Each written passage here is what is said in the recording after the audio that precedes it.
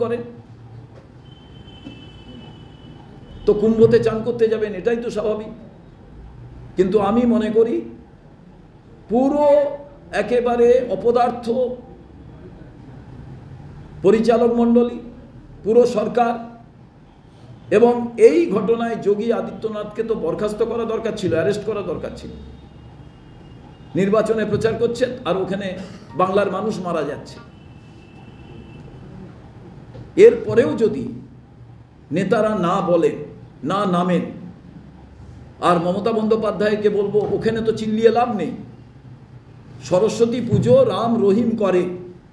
আশুতোষ কলেজের নিচে আমার এক মুসলিম ভাই ছাত্র পরিষদের দীর্ঘদিন ধরে সরস্বতী পুজো করে, নাম তার রহমান, খোঁজ নিয়ে দেখুন। কি এমন ঘটলো? সরস্বতী পুজোর এই অব্যবস্থা তৈরি হলো কেন? অ্যাডমিনিস্ট্রেশনের হাতে পাওয়ার ছিল না? এই সামান্য ব্যাপারটাকে কন্ট্রোল করতে পারতো না?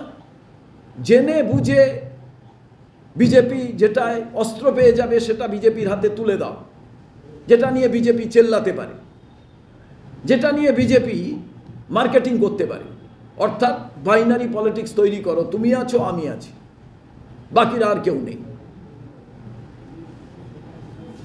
আর তারই পরিণামে, কারণ আমার হাতে সিবিআই আছে, ইডি আছে, তোমার হাতে পুলিশ আছে, সাধারণ মানুষ তো আর ইন্টারপোলের কাছে যাবে না। অতএব আমরা দুজনে মিলে ঝুলি করে নিই, বাকি সব ঠিক আছে। তারই পরিণাম আজকে বিধানসভায় বসে থাকা। অতএব আপনি যে প্রশ্ন করলেন মমতা বন্দ্যোপাধ্যায় মহাকুম্ভ নিয়ে, এখন camera and broom also mightier then so. আপনারা দয়া করে ওদের জিজ্ঞেস করুন না। আমরা তো বিধানসভায়, আবার বলছি, কোনো প্রতিনিধি নেই। কাদের ট্যাক্সের টাকায়? আপনাদের, আমাদের সবার। এটা কি ছেলে মানুষই হচ্ছে?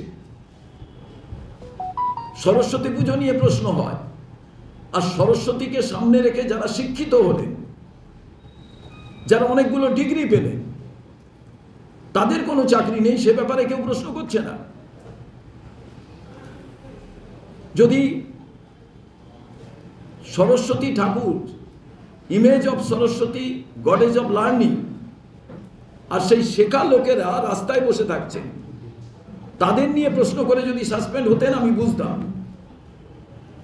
তাই আজকে এইটুকু আমাদের কথা, আমরা কিন্তু রাস্তায় নেমে এটাই বলবো যে হিন্দু মুসলমান ভাই ভাই তাদের সবার চাকরি চাই। এই ফাজলামো বন্ধ হোক বিধানসভার ভেতরে। আমি হিন্দু, আমি আক্রান্ত, কোথায় কে চান করছেন, কোথায় কে যাচ্ছেন, কোথায় কে প্রণাম করছেন, কোথায় কে শ্রদ্ধা জানাচ্ছেন, এটা কোনো বড় প্রশ্ন নয়। প্রত্যেকে তার তার ধর্ম অনুযায়ী তিনি চান করবেন। গঙ্গাতে করতে পারেন, মহাকুম্ভতে করতে পারেন। কিন্তু দুঃখের বিষয়, পশ্চিমবঙ্গে বেকারদের চাকরি নেই। বেকারদের একটাই জাত, সেটা হচ্ছে আমি চাকরি পাচ্ছি না, আমি যে ধর্মের হই না কেন আমি বেকার। ওটাই তার একটা জাত। তাই আজকে